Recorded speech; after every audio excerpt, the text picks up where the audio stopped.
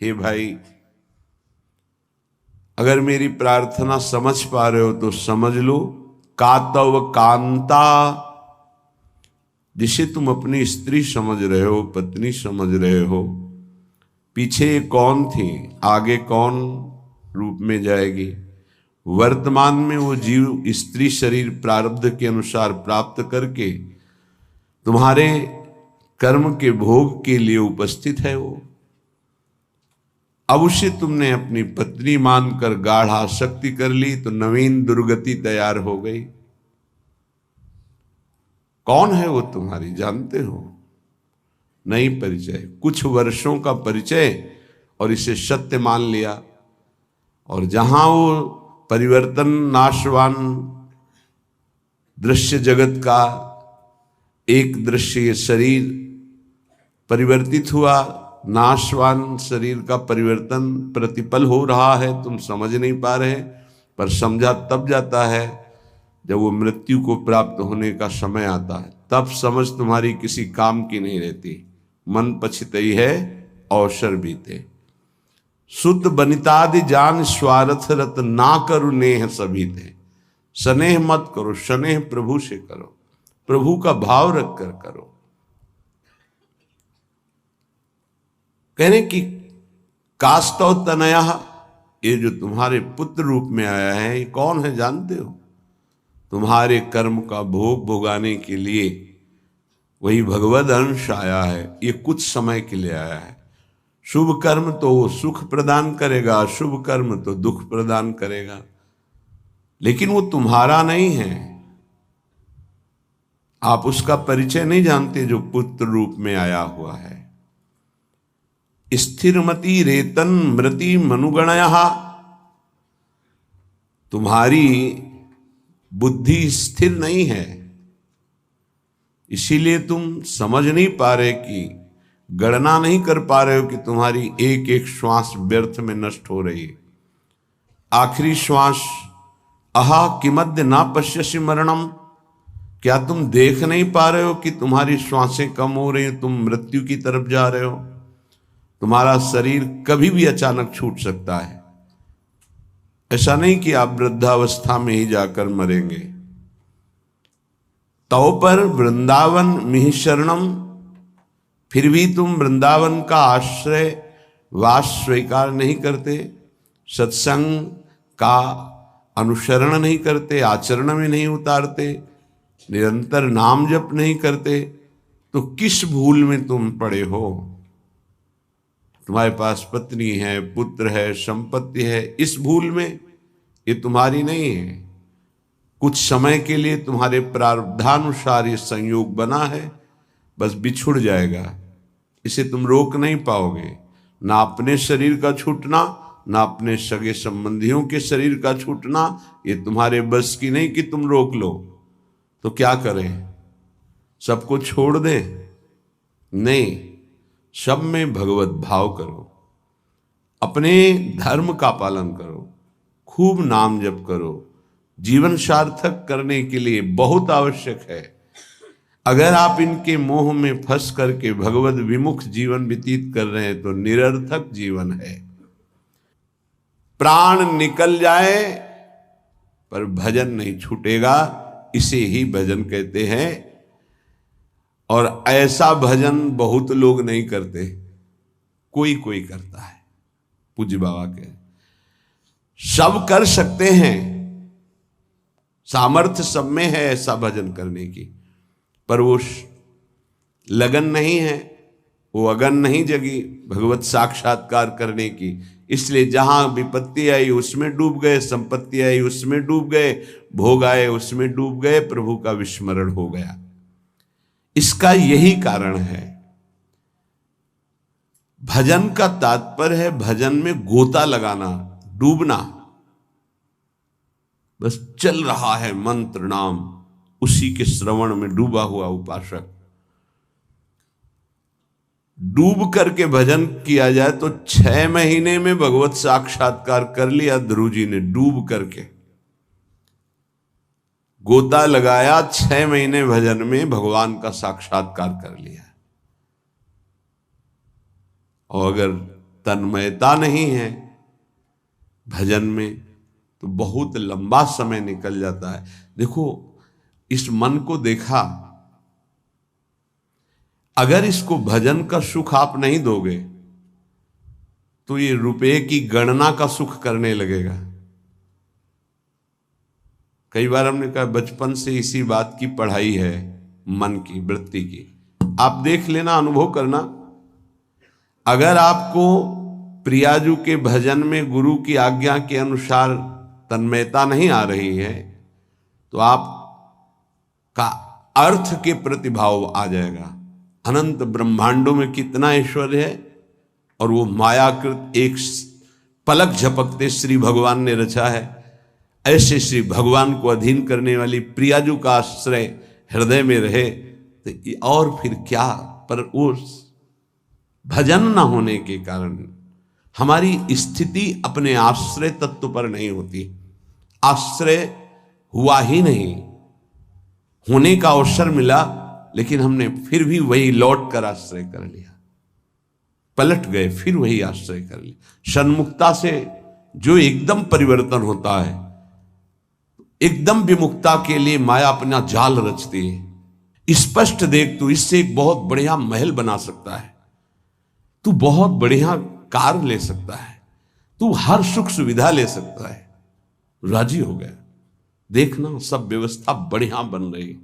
नहीं नहीं, हम व्यवस्था बढ़िया नहीं बनाने आए, हम व्यवस्था को श्री जी के आश्रय से चाहते हैं, अपनी मन बुद्धि के आश्रय से। लाडली जो के महलों में रखो चाहे झोपड़ी में बात, उसका केवल आश्रय अंतर से प्रभु का होता है। गृहस्थ और विरक्त की चेष्टाएं अलग होती हैं, निवृत्ति परक चेष्टा और प्रवृत्ति परक चेष्टा, बस ये ध्यान रखना है। निवृत्ति परक चेष्टा से कोई भी ऐसी सिद्धि नहीं जो आ न जाए। प्रवृत्ति परक चेष्टा में अतिथि सत्कार, परिवार की सेवा, समाज की सेवा, नाम जपने का अभ्यास, धर्म पूर्वक कमाया हुआ धन, तब वो आगे बढ़ता है। निवृत्ति परक चेष्टा एकमात्र भगवदाश्रय, उसी से सब हो जाता है। तभी लोगों को लगता है कि संत लोग बड़े धनी हो जाते हैं, उनको लगता है बड़ी चतुराई करते हैं। हमें लगता है कि क्या ये चतुराई आप में नहीं जागृत हो सकती है? क्या चतुराई? आप बल पकड़े हो, बहुत चतुर है संत जन, ठग लेते हैं। किसको? ठगनी माया को भी। माया ठगनी विश्व को ठग रही हो, उसको भी ठग लेते हैं, और बड़े चतुर हैं। रामई भजई ते चतुर नर, क्योंकि उस सच्चिदानंद का नाम एकत्रित किए हैं। एक नाम के ब्याज में पूरा त्रिभुवन नहीं है, उसकी बराबरी हम नहीं कह रहे नाम की ब्याज में। एक नाम त्रैलोक ही तारे, जो न ले सो जन्म ही हारे। अभी अपने लोग महिमा नहीं जानते नाम की, सच्ची मानिए। किसी ने कहा कि समस्त संसार को तो हम दुखई में देख रहे हैं, अगर विश्व में कोई सुखी है, वो उपहास के प्रति शब्द थे, अगर विश्व में कोई सुखी है देखा जाता है तो संत जन देखे जाते हैं। उनका तात्पर्य अध्यात्म से नहीं था, उनका तात्पर्य भोगों से, विषय सामग्री से, वैभव से था। अगर तुम्हें ऐसा पता है तो तुम वैसा करके देखो, बहादुर हो। तुम्हारे में चतुराई की कोई कमी है क्या? बड़े चतुर हो। तय बालक नहीं भर्यो शयानप, तू बालक नहीं भर्यो शयानप, काहे कृष्ण भजत नहीं नीके। अरे तू बालक नहीं, बड़ा चतुर है, पर तू ठीक से भजन नहीं किया ना, इसीलिए ऐसा है। क्या चाहिए? त्रिभुवन का सर्वश्रेष्ठ पद 5 वर्ष का बालक प्राप्त कर लिया गुरु जी, क्या चाहिए? अखिल लोक चूड़ामणि भगवान के पास क्या कमी है? पर आपको उतना भजन करना पड़ेगा, आपको वैसे समर्पित होना। उस 5 वर्ष के बालक ने मां का प्यार, पिता का प्यार, राज्य सुख, शरीर सुख, सब भयों को त्याग करके इसी मथुरापुरी में आकर भजन किया। इसे मधुपुरी कहते हैं शास्त्र भाषा में। यहीं आकर के भजन किया और यहीं स्वयं सच्चिदानंद भगवान आकर दर्शन दिए और उनकी कामना पूर्ण की, उच्च पद की। गोता लगाना अर्थात उसमें डूबना, अर्थात उसका ऐसा दृढ़ चिंतन कि गुंजायमान केवल मंत्र और नाम हो रहा है। तुमसे सच्ची कहते हैं ये जीव बड़ा पागल हो गया है माया में, सत्य वस्तु को समझ ही नहीं रहा। पूज्य बाबा कह रहे उसको यही पता नहीं कि मैं यहां कमाने के आया हूं मृत्यु लोक में। पागलों की तरह घूम रहा है, कभी ये बटोर रहा है कभी वो बटोर रहा है, उसका लक्ष्य ही नहीं पता चल रहा कि तू आया क्या लेने यहां है, क्या कमाई करने आया है, उसको समझ में नहीं आ रहा। कई बार कहा ऐसा कमाई और ऐसे देश में कौन रहना पसंद करेगा। किसी भी देश में अगर ऐसी पद्धति हो कि आप यहां आइए, आपको घर मकान भोग सामग्री सब मिलेगी, बहुत ध्यान से सुनिए, पर जब आप हमारे देश से जाएंगे तो आपका कपड़ा तक उतरा लिया जाएगा। सब सुविधाएं मिलेगी, जब जाओगे तो कपड़ा तक उतरा लिया जाएगा। अब आप ऐसे देश में रहना पसंद करेंगे, ऐसे देश की कमाई पसंद करेंगे? कोई भी बुद्धिमान नहीं पसंद करेगा। और आप ऐसे ही देश में हैं जिसका नाम मृत्यु लोक है। कपड़ा तो कपड़ा रहा, आपका शरीर भी छीन लिया जाएगा। यहां की इस देश की कोई भी वस्तु लेकर आप नहीं जा सकते। अब आप विचार कीजिए आप कितने बड़े बुद्धिमान हैं और क्या कमा रहे हैं। खास बात है जब आप अपने देश को यहां से जाएंगे, अपना देश है भगवत देश, और आपके पास जाने का किराया भी नहीं रखा जाएगा और आपकी पोशाक उतार ली जाएगी, तो आपका यहां शरीर भी छीन लिया जाता है, शरीर संबंधी छीन लिए जाते हैं, बैंक बैलेंस छीन लिया जाता है, प्रॉपर्टी छीन ली जाती है। अब आपके पास रहा क्या? पूरे जीवन में जो पाप और पुण्य कर्म किए। पुण्य तो कोई बिरला ही कर पाता है, नहीं पाप ही होते हैं। अगर पुण्य हुआ तो उसे बचा नहीं पाता है, वो चार लोगों से कहकर खाली हो जाता है, पुण्य नष्ट हो जाता है। पुण्य अगर हमने कुछ पुण्य किया और कह दिया अपनी वाणी से, चार लोगों के बीच में अपनी प्रशंसा कर ली, तो तप पुण्य साधना ये सब क्षीण होने लगती है। हम वृंदावन गए थे, 100 साधुओं का भोजन कराया और फिर ऐसा ऐसा ऐसा, और संत जन कह रहे थे कि ऐसा भोजन तो आज तक हमने नहीं पाया भगत जी, आपने जैसा पवाया। ओ जो कुछ सुकृत बना था मानो करवाया होगा। ऐसी सेवा भगवत कृपा से अवसर मिलता है, पर वो बार बार कहकर अपने सारे सुकृत नष्ट कर देता। इस देश से बचकर निकल पाना और कुछ कमा के ले जाना, ये केवल भगवत कृपा पात्र से ही हो सकता है। बहुत छल भरा ये देश है मृत्यु लोक। जीव पागलों की तरह पूरा जीवन व्यतीत कर रहा है। मुझे यहां किस लिए भेजा गया, क्या लेके जाऊंगा, ये सोच ही नहीं पा रहा है। गोस्वामी जी ने कहा है कि ये जो मन है ये श्वान की तरह हर जगह पादुका का प्रहार पाता है, पर फिर उसी दरवाजे पे खड़ा हो जाता है। अर्थात निकृष्ट भोगों को भोग कर असंतुष्ट, ग्लानि, दुख, परिणाम में चिंता, भय, शोक, पर फिर वही उन्हीं भोगों को भोगना चाहता है। पागल की तरह भटक रहा है। ये महापुरुष जन जानते हो, दुखी होकर ऐसा बोलते हैं। जो वस्तु तुम्हारे साथ नहीं जानी है उसके चिंतन में तुम समय बर्बाद कर रहे हो। चिंतन करो प्रभु का और कार्य करो संसार का, तो जीवन यापन के लिए शरीर चेष्टा और वस्तु ले जाने के लिए नाम धन, कितना बढ़िया उपाय है। राधा राधा राधा। विषय अनेक हैं और अनंत हैं, कितना भोगोगे।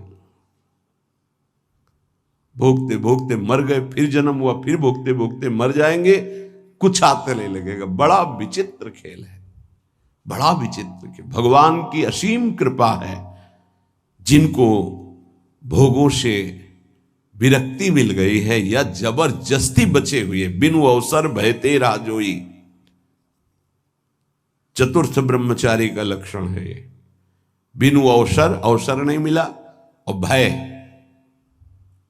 भयभीत है, इसलिए वो नहीं भोग रहा। तो बिनु अवसर भयते रह जोई, ये चौथे में।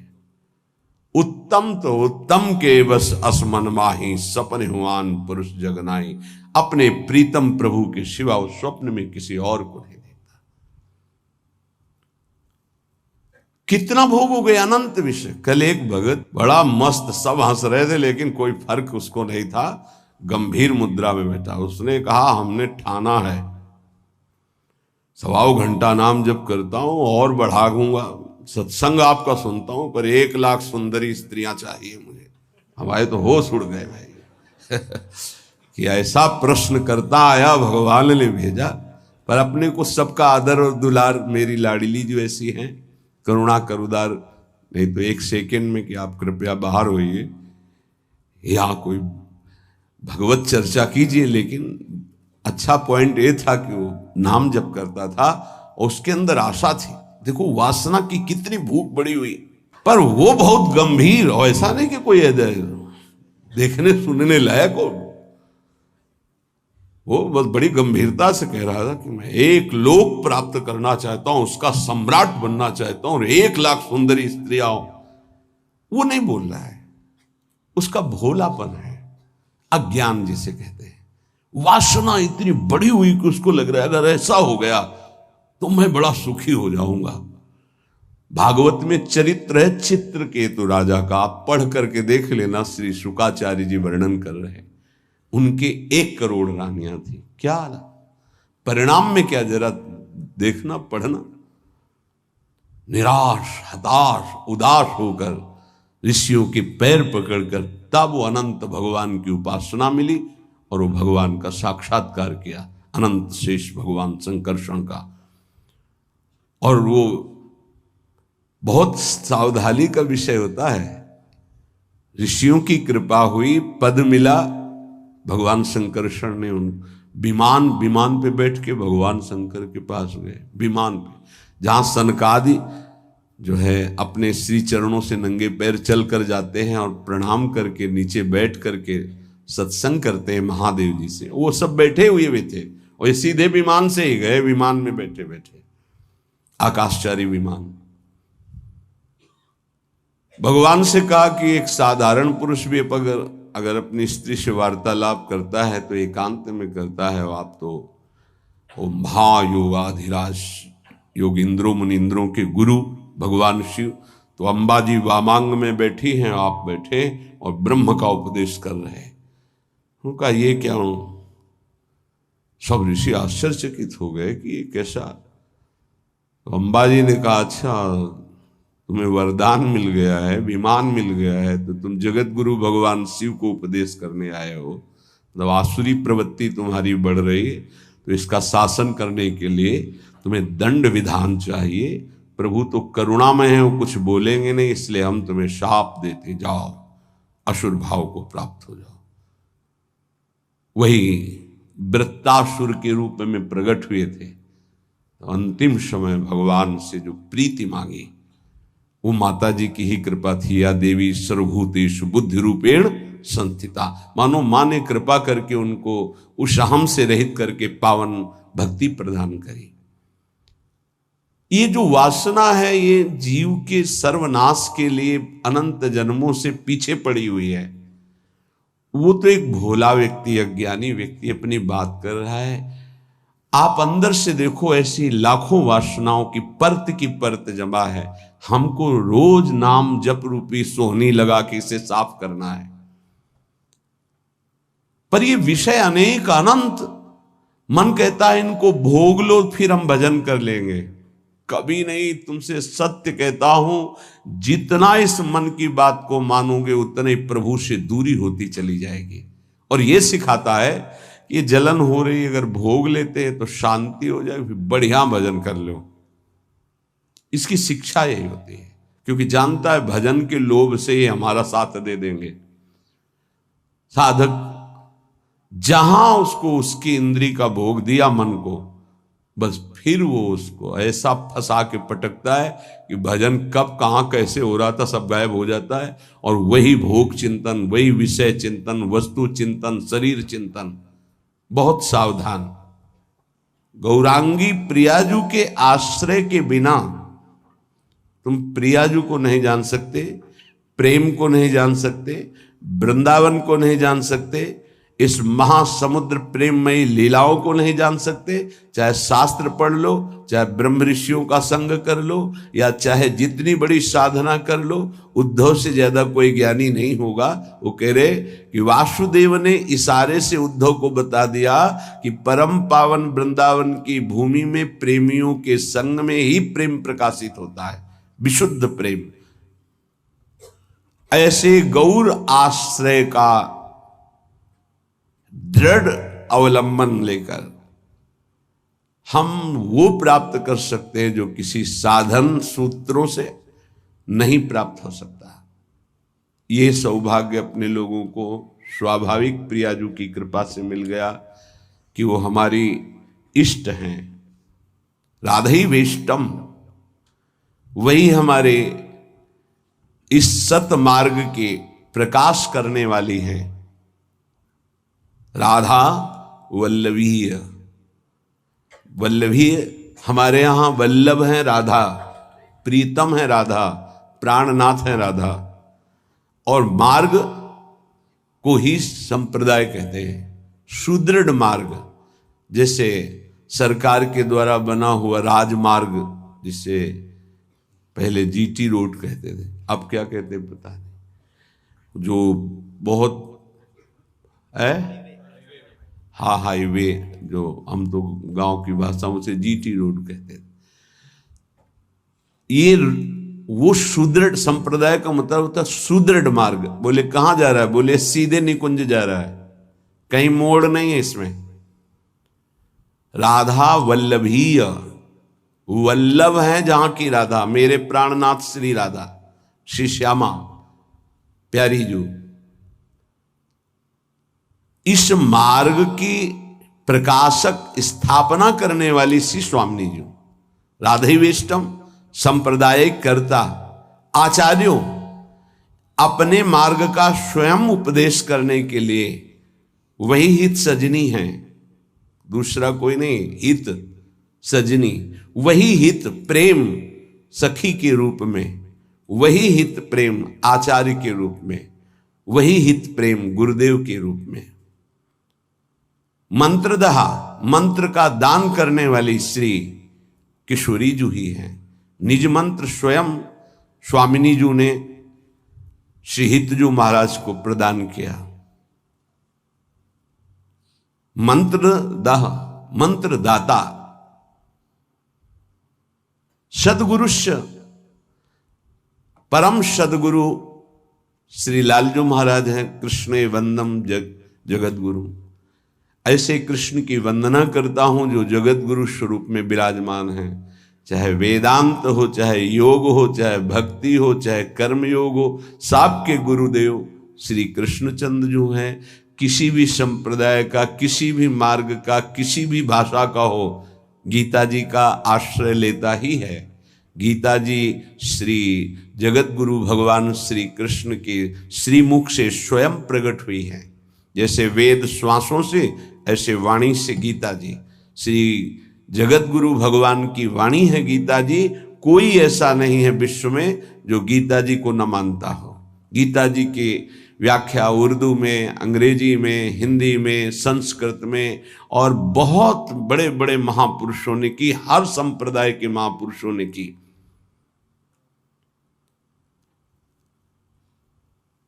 हमारी सदगुरु श्री स्वामिनी जो ऐसी हैं कि ऐसे आचार्यों को भी उपदेश करने वाले जगत गुरु भगवान को शिक्षा प्रदान करती हैं।